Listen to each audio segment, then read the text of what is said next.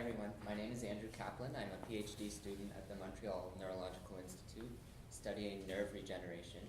And what I hope to convey to you in this short talk is that our study of neurons at a molecular level can lead to the development of treatments to mend the broken nervous system. So my work is focused on the central nervous system, which is composed of the brain and the spinal cord. And the central nervous system essentially takes in sensory information from the environment and elicits the appropriate locomotor outputs. And this is accomplished through connections between neurons, as you guys have seen in previous talks. And the neurons have to communicate with each other over long distances. And the way they do this is through the projection of these specialized nerve fibers called axons. And in this cartoon, for example, here's a single neuron in the brain that's projecting this axon all the way down into the spinal cord to form a connection or a synapse with this neuron in the spinal cord, which is then sending an axon to control a muscle fiber. And in this way, the neuron in the brain is able to regulate the contractility of this muscle fiber. In the case of a spinal cord injury from a car accident, for example, designated by this red area here, what happens is you get disruption or damage to these nerve fibers and they degenerate away, and essentially you lose this connection to this neuron here. And for reasons that are still not fully understood, these damaged axons fail to regrow and reconnect with their targets. And this has devastating clinical consequences because, as you can see, it leaves a gap.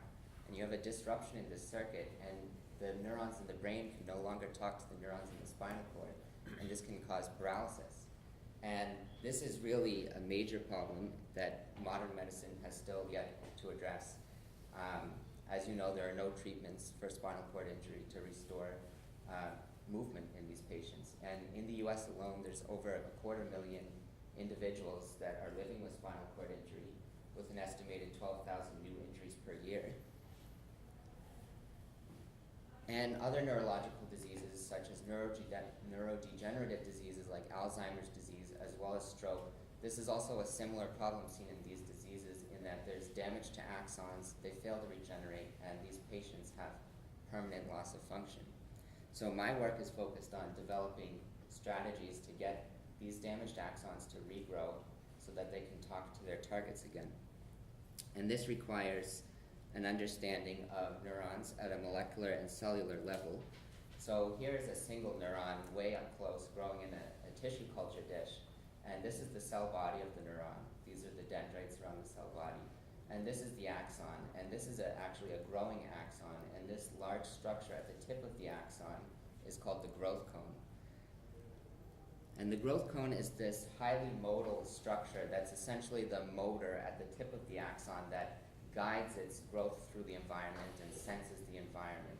And so my work is really interested in understanding the molecular machinery inside the growth cone and developing ways that we can target this molecular machinery to promote regrowth of an injured axon so that it can reconnect with its targets.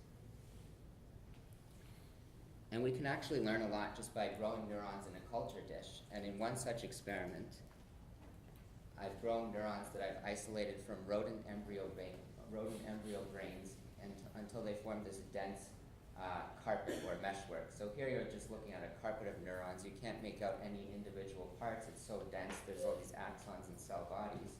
And then we can simulate an injury by transecting this carpet with a sharp tip.